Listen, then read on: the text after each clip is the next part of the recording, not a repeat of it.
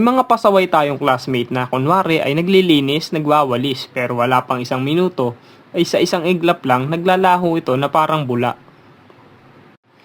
Oy, bumalik ka dito! Lagot ka talaga sa akin bukas!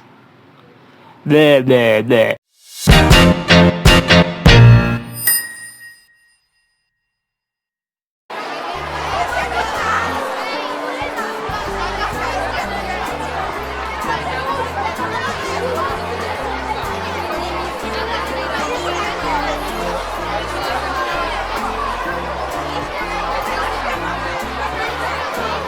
Alright, may pasok na naman.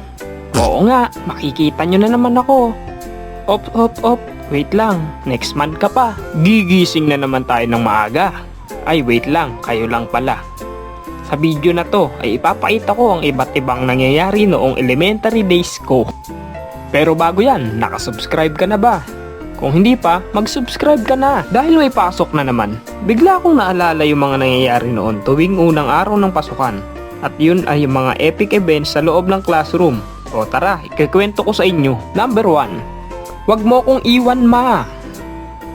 Isa to sa mga naririnig kong linya ng mga classmate ko noong ayaw pa nilang magpaiwan sa mga nanay nila kapag hinahatid sila sa school. Yung mga akala mo 10 years silang hindi magkikita ng mga nanay nila. Samantalang hinatid lang naman sila sa school tapos uuwi rin naman mamaya-maya. Number 2. May umihi sa short, ma'am. Walang makakalimot sa mga classmate ko noon na naihi sa short nila dahil nga sa nahihiya sila magsabi sa teacher. Oy, kilala ko pa kayo, kayong mga kaklase ko noon na umihi sa short. Mas malala pa nga dahil natai pa sila. Grabe ang mga amoy. Pinapatayo kami lahat para malaman kung sino dito yung tumae at sino yung hindi.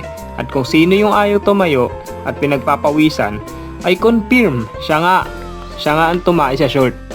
Number 3. Mga nagdadala ng laruan sa school. May mga times na nagdadala kami ng laruan sa school at nagyayabangan pa. Pero mahigpit ang teacher kaya ang ending sinasamsam niya. Dahil makulit kami, bumibili na lang kami sa labas ng school. Maraming laruan sa labas at iba't iba ang mga laruan doon.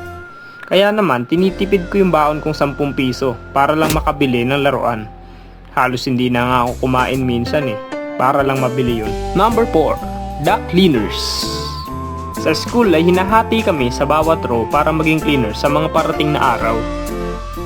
May mga pasaway tayong classmate na kunwari ay naglilinis, nagwawalis, pero wala pang isang minuto ay sa isang iglap lang naglalaho ito na parang bula. Oy, bumalik ka dito! Lagot ka talaga sa akin bukas! Ble, ble, ble. Number 5. Mga bully. Hindi talaga maiiwasan na may mga bully sa school. May mga classmates kasi kami noon na madalas binubuli. Dahil tahimik lang sila, katulad ko, hahaha. Pero dahil di ako magpapabuli, ay lumalaban ako. O wag niyong gagayahin ha, isumbong niyo na lang sa teacher niyo. May classmates kasi kami dati, lagi na lang tahimik kaya madalas siyang target ng mga bully. Number 6. Paangasan ng notebook. Dahil bata noon, asahan na natin na mga cartoon characters ang cover ng mga notebook natin. Nandyan yung mga nagyayabangan ng design sa notebook, pero panis kayo sa mga notebook ko, puro drawing lang yung likod nun. Artist May mga notebooks din noon na sa palengke mo lang mabibili. Murang halaga. Tapos ang cover niya yung mga teleserye sa TV. Medyo cringe no? At ang corny tignan. Para sa akin ha. Pero dahil nga sa iba-iba tayo ng status ng buhay, para sa iba ay okay na yon kesa nga naman wala, di ba? Number 7. Maangas na lunchbox. Isa din sa mga nauso dati ay ang mga napakaangas na lunchbox tulad ng Rugrats. Sobrang amaze ako dati kasi sa lunchbox na yun ay kapag meron ka, ang tingin namin ay rich kid. Mahal kaya yun?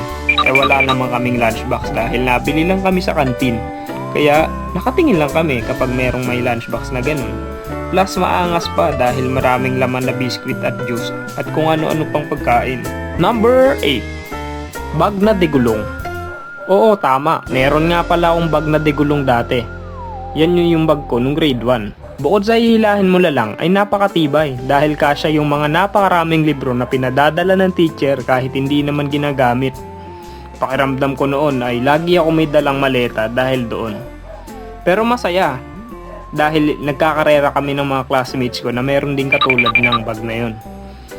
Nasira nga pala yun ng classmates ko. Oo. Oy, ikaw na nakasira ng bag ko. Kilala pa rin kita kung sino ka. Pwede na! Number 9. Terror teacher. Tulad ng ibang kinatatakutan ng mga bata, nandyan yung mga terror teacher. Yung tipong nasa malayo pa lang siya, lahat kayo na may ingay sa klase, natatahimik na. Tingin pa lang niya, mapapadasal ka na sa sobrang takot. Baka matawag ka sa recitation eh. Naalala ko pa, may mga naging teacher nga pala ako noon nung pinag-transfer ako sa ibang school. Sobrang nakakatakot at laging nagmumura. Number 10, the class president. Ito yung tumatayong teacher nyo na taga-saway sa tuwing walang teacher, tagalista ng maiingay, laging nakabantay kahit konting ingay lang ililista ka na agad. Umutot ka lang, ililista ka na eh. Maglalagay pa ng guhit sa tabi ng pangalan mo kung ilang ulit ka nag-ingay. Ito din yung sinusuklayan ng vice president kapag umiiyak dahil di niya mapatahimik ang buong klase. Uy, respeto naman, umiiyak na si President. Number 11, the walang papel. May mga classmate din tayo na lagi na lang walang papel. Yung may quiz na kayo pero wala pa siyang papel. Uy, please naman, wag niyo akong iwan, penging papel. Bahala ka dyan, number 5 na kami. Hahaha. May mga classmates talaga tayo dati na napakakulit. Sinabi na nga ng teacher na, okay class, get 1/4 sheet of paper. Tapos mga magtatanong pa din ng, ma'am 1/4, ma'am anong size, ma'am 1/4, ma'am 1/4. The artist. Siyempre, mawawala ba naman ang artist sa klase? Oo, ako yun. At nung LM days ko, nagsimula nga pala akong ilaban sa mga poster making contest at kung paano ako nagsimula sumali sa campus journalism bilang isang cartoonist. Sa next video ko, ikikwento ko yung mga journey ko as an artist student at sa mga napuntahan kong lugar dahil sa journalism. Pag artist ka nga pala sa room nyo, ay may mga nalalaman sila na hihiraman ka ng mga gamit. Ikaw yung magdodrawing sa mga projects nila. Lagi kang pag-aagawan sa tuwing may mga groupings at activity. O diba, ang pogi ng feeling. Joke lang. Ikaw yung magiging taga-drawing at hiraman ng art materials noon kapag may mga activity sa school. At kung minsan, lahat ng task nila sa'yo na ipapadrawing. O diba, ang galing. Isa sa mga memories noon nung elementary days ay yung mga paninda ng teachers natin kapag kaumaga.